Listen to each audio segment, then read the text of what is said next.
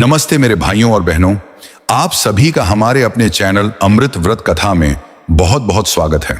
आज का दिन अत्यंत शुभ और मंगलकारी है, क्योंकि आज हम सब मिलकर उस तेजोमय और करुणा के सागर भगवान सूर्य देव की महिमा का गुणगान करने जा रहे हैं।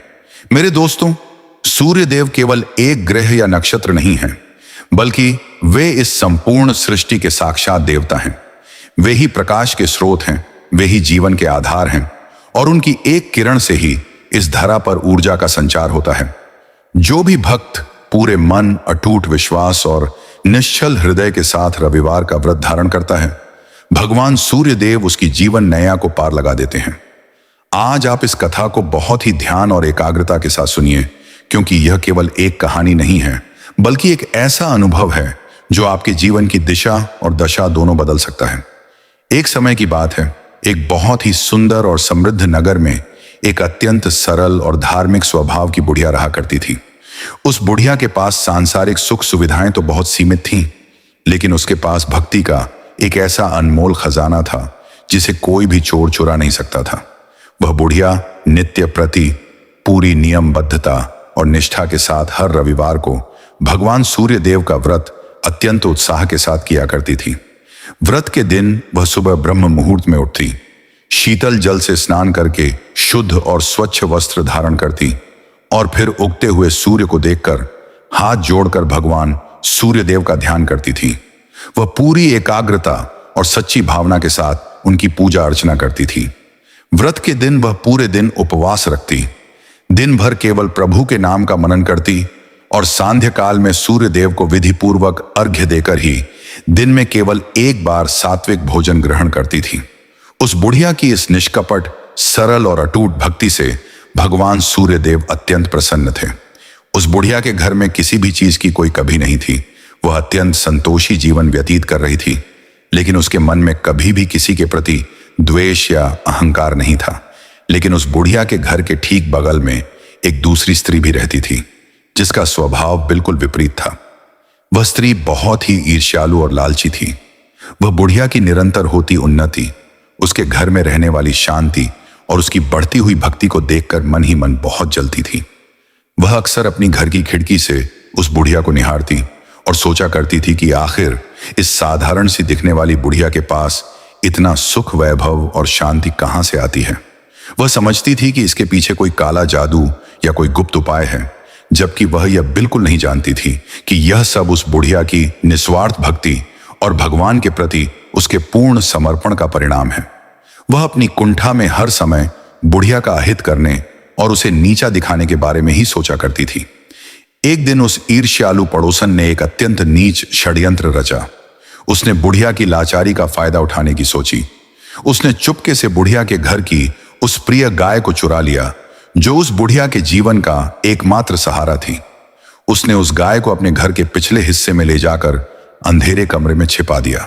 गाय को न पाकर बुढ़िया बहुत व्याकुल हुई। उसकी आंखों से आंसू छलक आए और वह बेबस होकर रोने लगी। उसने रो रो कर भगवान सूर्यदेव से प्रार्थना की कि हे प्रभु, मेरा जो भी छोटा मोटा सहारा था वह भी मुझसे छिन गया। उसे लगा कि शायद अनजाने में ही सही उससे कोई बहुत बड़ी भूल हो गई है, जिसके कारण भगवान उसे रूठ गए हैं और उन्होंने उससे उसकी प्रिय गाय छीन ली है। इसके बावजूद उस बुढ़िया ने अपना रविवार का व्रत नहीं छोड़ा। उसने और भी अधिक मन लगाकर आंसुओं के साथ भगवान की पूजा की। उसने भगवान से करुण पुकार की कि हे प्रभु, मुझसे जो भी गलती हुई हो उसे क्षमा करें, बस मेरी गाय मुझे वापस मिल जाए। कुछ दिन इसी तरह व्यतीत हुए। बुढ़िया का विश्वास डगमगाया नहीं। फिर एक दिन अचानक वह गाय स्वयं ही वापस आ गई, और इतना ही नहीं, उस गाय के गले में बंधे रस्सी के साथ साथ उसे बहुत सारा सोना और मूल्यवान रत्न भी मिले। जब पड़ोसन ने यह चमत्कार अपनी आंखों से देखा कि बुढ़िया के पास पहले से भी अधिक धन आ गया है, तो उसकी जलन की आग और भी अधिक भड़क गई। उसकी आंखें लोभ से अंधी हो गईं। उसने सोचा कि मैं भी रविवार का व्रत करूंगी, ताकि मुझे भी भगवान सूर्य देव से ऐसे ही चमत्कारिक वरदान और ढेर सारा धन प्राप्त हो सके। उसने बिना किसी श्रद्धा के केवल और केवल धन के लालच में यह निर्णय लिया। अगली बार जब रविवार का दिन आया, तो उस पड़ोसन ने भी व्रत करने का पाखंड शुरू किया। उसने दिखावे के लिए पूजा पाठ का ढोंग किया, लेकिन उसके मन में भक्ति का भाव शून्य था और धन पाने का लालच बहुत अधिक भरा हुआ था। उसने भगवान सूर्य देव की पूजा सच्चे मन से नहीं की और केवल धन पाने की स्वार्थी इच्छा में ही उपवास का ढोंग किया। भगवान सूर्य देव तो अंतर्यामी हैं, वे तो हर किसी के हृदय के भीतर के कपट को जानते हैं। जब व्रत समाप्त हुआ तो परिणाम बिल्कुल उल्टा हुआ। उस पड़ोसन के घर में चोरी हो गई और उसके पास जो कुछ भी पुराना धन संचित था वह सब चोर लूट ले गए। वह बहुत परेशान, निराश और दुखी होकर फूट फूट कर रोने लगी। तब उसे वह बुढ़िया याद आई और वह उसके पास जाकर अपने के पर पछताने लगी। बुढ़िया ने उसे बहुत धैर्य के साथ समझाया कि देखो बहन, भगवान केवल सच्ची भक्ति और निर्मल भाव के भूखे होते हैं। वे लालच को कभी स्वीकार नहीं करते। तुमने छल और लालच में आकर दिखावे का व्रत किया, इसीलिए तुम्हारे साथ ऐसा विपरीत हुआ। पड़ोसन को अपनी बड़ी गलती का एहसास हुआ और उसे घोर शर्मिंदगी महसूस हुई। उसने भगवान सूर्य देव से सच्चे मन से क्षमा मांगी। उसने अपना सारा अहंकार छोड़ दिया, हाथ जोड़कर प्रणाम किया और फिर से निस्वार्थ भाव से व्रत करना शुरू किया। कुछ ही समय में उसकी सारी परेशानियां दूर हो गईं और उसके घर में फिर से सुख शांति का वातावरण लौट आया। मेरे भाइयों और बहनों, इस कथा से हमें जीवन की सबसे बड़ी सीख मिलती है कि भगवान के सामने कभी भी कपट या लालच लेकर नहीं जाना चाहिए।